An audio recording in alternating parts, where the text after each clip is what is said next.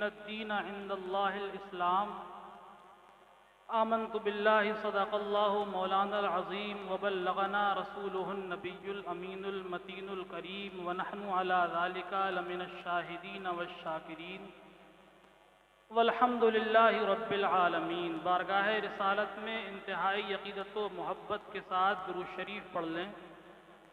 अल्लाहुम्मा सल्लि अला सय्यिदिना मौलाना मुहम्मदिन व बारिक वसल्लिम सलातुम व सलामन अलैका या रसूलल्लाह सल्लल्लाहु ताला अलैहि वसल्लम। अल्लाह हमारी इस महफिल को कबूल फरमाए। कमोबेश 30-35 सालें हो गईं आज ही की तारीख में अपना लोग आला हजरत की याद मनाते हैं। वादी रज़ा की कोहे हिमाला रज़ा का है, जिस समत देखिए वो इलाका रज़ा का है। अगलों ने तो लिखा है बहुत कुछ इल्म पर, मगर जो कुछ है इस सदी में वो सब कुछ रज़ा का है। इमाम अहले सुन्नत मौलाना शाह इमाम अहमद रज़ा ख़ान फ़ाज़िल बरेलवी को अल्लाह ताला ने बड़ी मकबूलियत से नवाजा है। अपने तो अपने, गैर भी आला हजरत को मानते हैं, चाहे वो मसरूरन माने या मजबूरन माने, कि अल्लाह ताला की तरफ से है। अभी आपने मुझसे कबल आलमगीर शोहरत याफ्ता सनाखा हज़रत मनाज़िर हुसैन बदायूनी से कलाम सुना। मेरे बाद जमात अहले सुन्नत के कज़ीम आलिम दीन हज़रत क़िबला मुफ्ती शारिफ साहब ज़ीदा मजदूहू का भी बयान आप समाअत करेंगे। ज़्यादा लंबी चौड़ी बात ना करके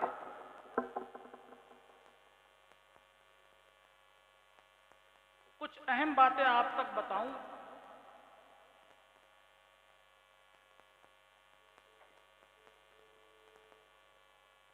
कुरान अज़ीम की जो आयत मैंने पढ़ी, अल्लाह फरमाता है इन्नद्दीन इंदल्लाहिल इस्लाम। अल्लाह के नज़दीक दीन असल में इस्लाम ही है, और जो इस्लाम को मानते हैं उनको मुसलमान कहा जाता है। आज से तकरीबन 4-5 साल पहले उसी उर्स रज़ा की महफिल में हज़रत अल्लामा मुफ्ती तकीर अहमद साहब क़िबला ने बयान किया था ईदगाह मस्जिद के सामने।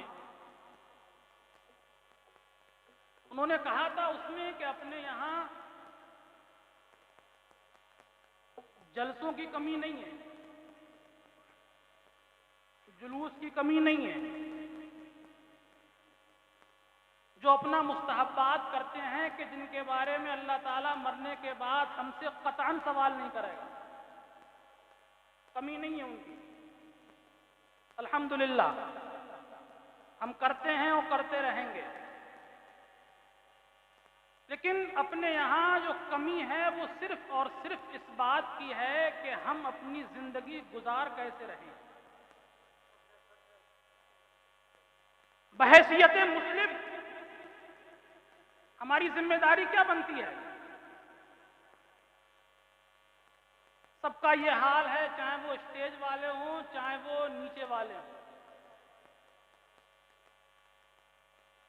ईमानदारी से बताइए कि अपना लोग सुबह उठते हैं तो किसकी ये फिक्र होती है कि हम आज ऐसा काम करेंगे कि जिससे अल्लाह हमारा राजी हो जाएगा।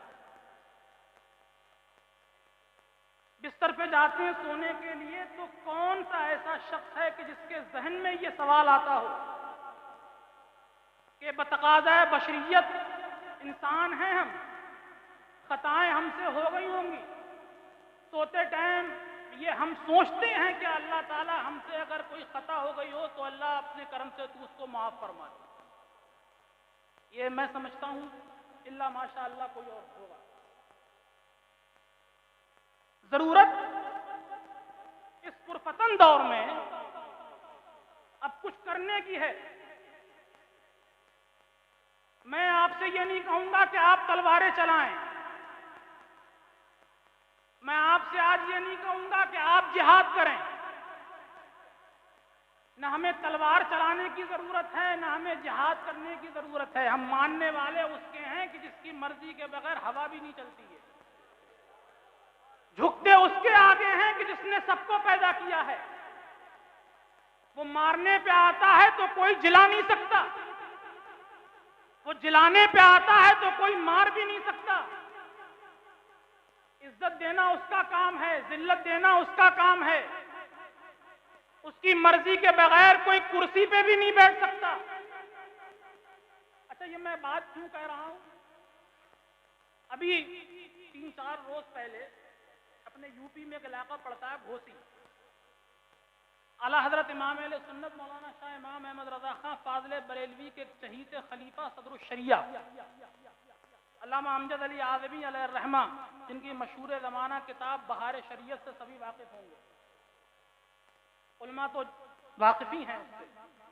उनका जो मदरसा है जामिया अमजदिया के नाम से, तो अभी 3-4 रोज कबल वहां पे इलेक्शन हुआ है। सोशल मीडिया के जरिए गालिबन आप तक भी वो वीडियो पहुंची होगी कि वहां का प्रशासन ने जो है जामिया अमजदिया में मदरसे में घुस के जो है बच्चों के ऊपर ज्यादती करी है, जो पढ़ने वाले बच्चे हैं। वहां का जो स्टाफ है, पढ़ाने वाले मुदर्रिसीन हैं, उनसे भी गलत सलत जुमले बोले गए कि मदरसों में हुआ। सवाल ये पैदा होता है कि हम कब तक खामोश रहेंगे, कब अपने अंदर हम चेंजिंग नहीं लाएंगे।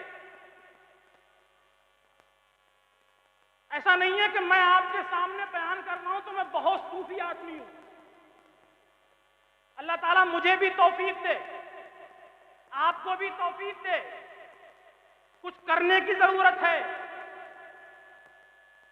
अपनी जिम्मेदारियां समझिए। हम कौन हैं, क्या हैं, हमें क्या करना चाहिए।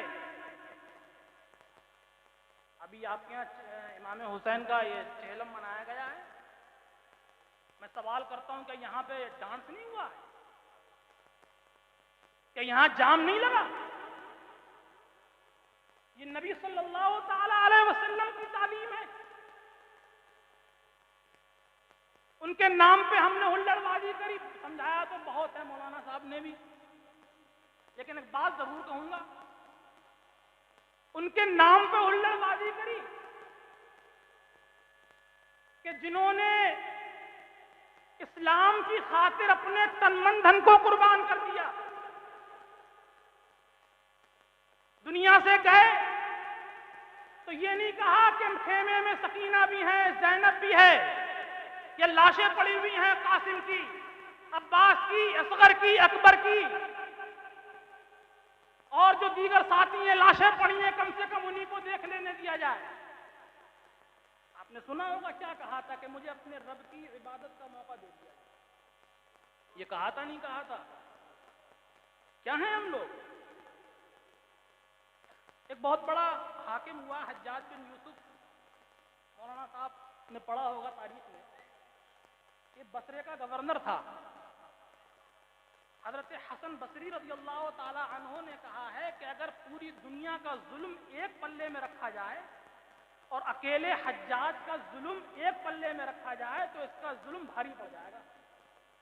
70,000 सहाबा को इसने अपने हाथ, 70,000 लोगों को इसने अपने हाथ से कत्ल किया।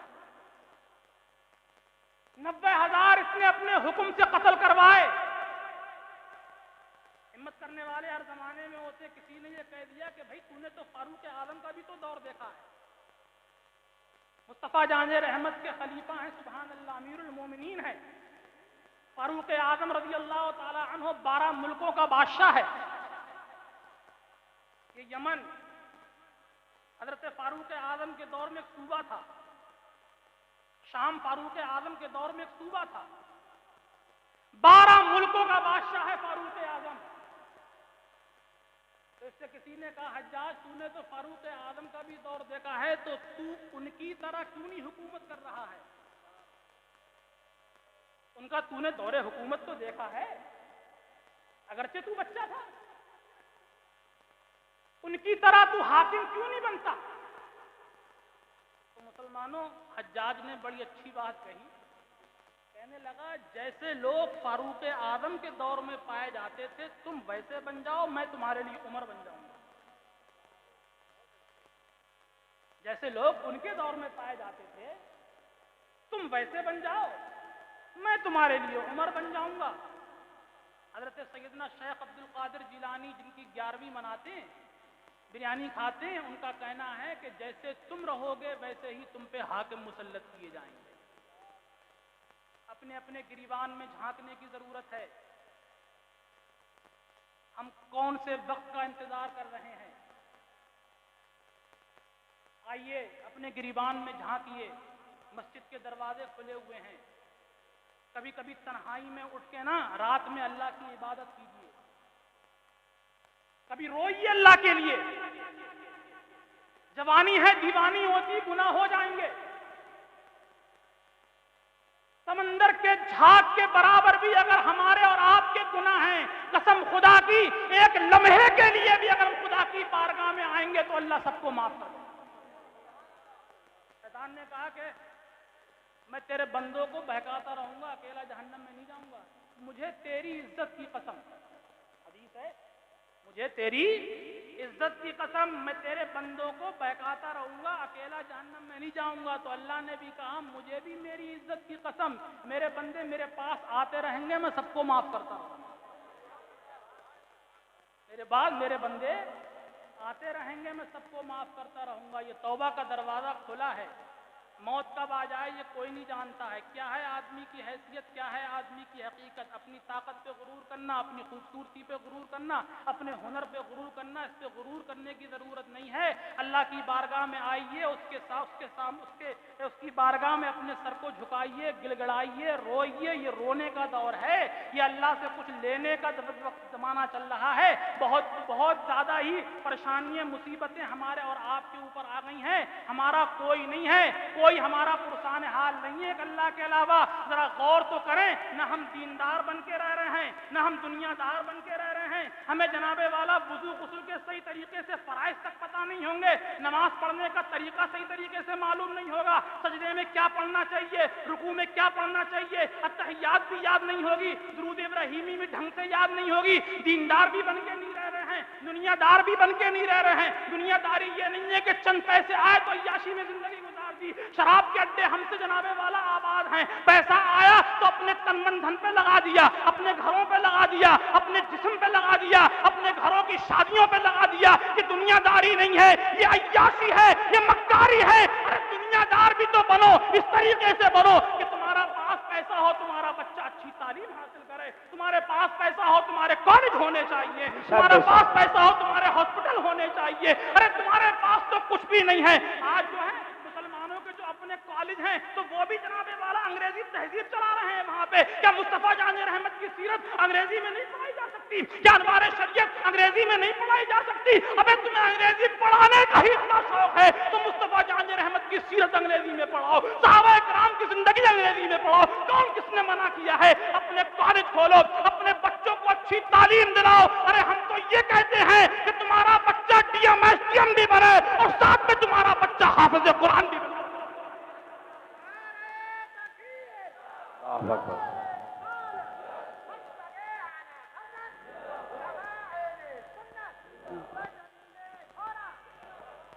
तुम्हारे जनाजों की जरूरत पड़े, मस्जिद का इमाम ना पढ़ाएं, तुम्हारा बच्चा जनाजे की नमाज पढ़ाए। तुम मरो, तुम्हारा गुस्ल तुम्हारा बच्चा दे। घरों में फातिहा खुद लगाओ। क्या की जरूरत है मौलाना साहब की? मौलाना ही फातिहा लगाएंगे या मौलाना ही जनाजे की नमाज पढ़ेंगे? तुमने क्या करा? किसी भी फील्ड में हम कामयाब नहीं है, न दीनदार है न दुनियादार है। पैसा है तो अय्याशी में लगा दिया, पैसा है तो जनाबे वाला अपनी जवानी पे लगा दिया। एक बात बुरा मत मानना, मैंने अपने नौरे के लड़कों को देखा है, जिम वगैरह करते हैं, करना चाहिए, कोई बुरी बात थोड़ी नहीं है। तो उसमें ना वो जो है वो स्टेटस भी लगाते हैं, तो वो गाना लगाते हैं। अबे जो गाने की धुन पे बॉडियां बनती हैं वो दुनिया चीन के लिए नहीं होती है, बल्कि वो अय्याशी के लिए। जी जी बेशक। तुमने तो गाने की धुन पे अपनी बॉडी बनाई है, तुमने 56 इंच का सीना बनाया है तो गाने की धुन पे आएगी, दुनिया के लिए काम आएगी, दिन के लिए काम आएगी। सूरज तो सवा नेरे पे आ चुका है, उठिए उठिए, मंजिल से आगे बढ़कर मंजिल तलाश कर, मिल जाए तुझको दरिया तो समंदर तलाश कर। हर शीशा टूट जाता है पत्थर की चोट से, हर शीशा टूट जाता है पत्थर की चोट से, पत्थर ही टूट जाए वो शीशा तलाश कर। सजदों से तेरे क्या हुआ सदियां गुजर गईं, सजदों से तेरे क्या हुआ सदियां गुजर गईं, दुनिया तेरी बदल दे वो सजदा तलाश कर। गरीबान में झांकिए। बस आखिरी बात कह के अपनी जगह लूंगा, परेशान तो नहीं हो रहे हैं हजरत साहब बैठे हुए हैं, मुफ्ती साहब, बस इनका बयान होना है। एक आखिरी बात, बंगाल का जिक्र आपने नाम तो सुना ही होगा, वहां की जो मौजूदा मुख्यमंत्री, उनका नाम पता है? ममता बनर्जी, जिनको दीदी भी कहा जाता है। तीसरी मर्तबा बनी है सीएम अभी। अब जो तीसरी मर्तबा बनी है तो उनकी कुर्सी को गिराने के लिए ये पूरा टोला वहां पहुंचा हुआ था। छोटे हजरत भी गए थे, बड़े हजरत भी गए थे उनको गिराने के लिए। वो टूट गई, व्हील चेयर पे बैठी, लेकिन फिर भी जीत गई। उसका इंटरव्यू हुआ था, इंटरव्यू है, अखबार में है, मैंने पढ़ा है, मेरे पास सेव भी है वो कॉपी। उससे किसी ने पूछा कि तुम्हारी कामयाबी का राज क्या है, तुम्हारी कामयाबी का राज क्या है? तो उसने कहा कि मैंने सियासत के मैदान में कदम रखने से पहले तमाम सियासी लोगों की जिंदगी का मुताला किया। तमाम सियासी लोग, जिन मुसलमानों में जिन्होंने हुकूमत करी है उनकी भी जिंदगी को मैंने पढ़ा। हिंदुओं ने जो हुकूमत करी है उनकी भी मैंने जिंदगी को पढ़ा। इसलिए कि कोई काम करने से पहले किसी को अपना आइडियल बनाया जाता है। हम अपना आइडियल मानते हैं अपने बड़े अब्बा हजरत मुफ्ती तफसीर साहब को, कोशिश ये करते हैं कि उनके नक्शे कदम पे चलें, कोशिश ये करते हैं कि उनके नक्शे कदम पे चले, जो उनकी सोच है वो अपनी सोच भी रखते हैं। अल्लाह ताला उनके सदक़े में हमारी मग़फ़िरत फरमाए। बहुत बड़ा नाम है ज़माने में, समझ लीजिए अल्लाह वाला आदमी है वो। ये मैं इसलिए नहीं बोल रहा हूं कि वो उनका भतीजा हूं, ये अकीदत में नहीं बोल रहा हूं, बल्कि हकीकत में बोल रहा हूं। जिंदगी का उनका मुताला कीजिए, बड़े करीब से उनको देखिए। हम तो, आप लोग बड़े खुशकिस्मत हैं, हम बहुत बड़े खुशकिस्मत हैं कि अल्लाह ने हमें उनके घराने में पैदा किया। तो अल्लाह किसी घराने में पैदा कर सकता था, उसकी मशीयत में किसी को दखल नहीं है। तो कोई भी काम है आइडिया आदमी बनाता है। भाई मैं अगर दुकान खोलूंगा तो किसी से पूछूंगा ना किस तरीके से दुकान चलाऊं। चावल का अगर मैं काम करूंगा तो हसीब भाई से पूछूंगा कि भाई क्या करना है मुझे। कोई भी काम है तो इससे कहा कि तुमने जो सियासत में अपना कदम रखा है, तुमने अपना आइडियल किसको बनाया, किसको तुमने अपना आइडियल बनाया, किसकी जिंदगी से तुम मुतासिर हुई। उसने कहा कि मैंने तमाम सियासी लीडरों की जिंदगी का मुताला किया जब से दुनिया बनी है, सबकी तारीख पढ़ी मैंने और बड़ी बारीकी से पढ़ी कि आखिरकार मैं अपना आइडियल किसको बनाऊं। एक ये मुसलमान की बोली नहीं है बल्कि गैर मुस्लिम खातून की बोली है। उसने कहा कि मैंने सियासत के मैदान में कदम रखने से पहले जिसको अपना आइडियल बनाया था तो सियासत की दुनिया में एक सियासी लीडर मुझे ऐसा नजर आया है कि जिसकी जिंदगी में कभी कोई कुछ है ही नहीं है, कोई कमी है ही नहीं है। वो सियासी लीडर जिसने उसको अपना आइडियल बनाया था वो कोई और नहीं था, वो मोहम्मद के दर का गुलाम हजरत फारूक आजम रज़ियल्लाहु ताला अन्हु। उसने कहा था ये अजीब बादशाह है कि जो 12 मुल्कों पे हुकूमत करके दुनिया से चला गया है, उसके यहाँ का इंसाफ ये है कि शेर और बकरियां एक ही घाट पर आसानी से पानी पी लेते हैं। 12 मुल्कों का बादशाह है जिसके जिस्म पे 15 पैबंद है। उमर का हाल ये है, इन्न शैताना यफिर्रु मिन ज़िल्ले उमर, वो उमर जिसके साए से शैतान भी भाग जाता है। नबी सल्लल्लाहु अलैहि वसल्लम ने जिनको दुनिया में जीते जी जन्नत की बशारत दे दी है। एक गैर मुस्लिम ने उनको अपना आका माना, अपना आइडियल तस्लीम किया। आज वो दुनिया में एक गैर मुस्लिम कोई है, मुसलमान थोड़ी नहीं है, एक गैर मुस्लिम है और दुनिया पे छाई हुई है। कसम खुदा की, अगर हम, ये हमारे लोग हैं भाई, हमारे हैं, हम उमर के हैं, उमर हमारे हैं, सहाबी सब हमारे हैं, वली सब हमारे हैं। वो लोग और होते हैं जो वलियों से दुश्मनी करते हैं। हम अल्हम्दुलिल्लाह इबादत अल्लाह की करते हैं, अल्लाह वालों की ताज़ीम करते हैं बिफज़लिही ताला। ये सब हमारे हैं। हमारे बड़ों से गैर फायदा उठाएं तो कामयाब हो जाएं, और हम अपने ही को छोड़ के गैरों की रुमालियां साफ कर रहे हैं।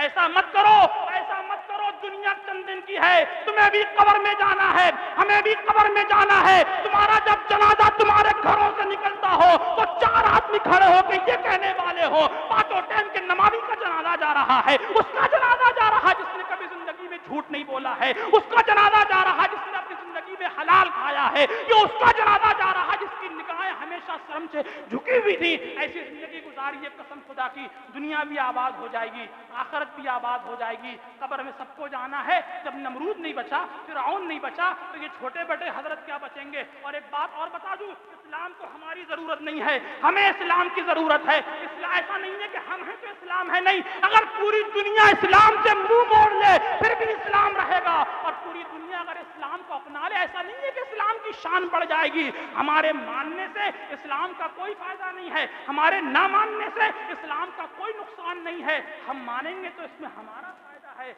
हम नहीं मानेंगे तो इसमें हमारा ही नुकसान है।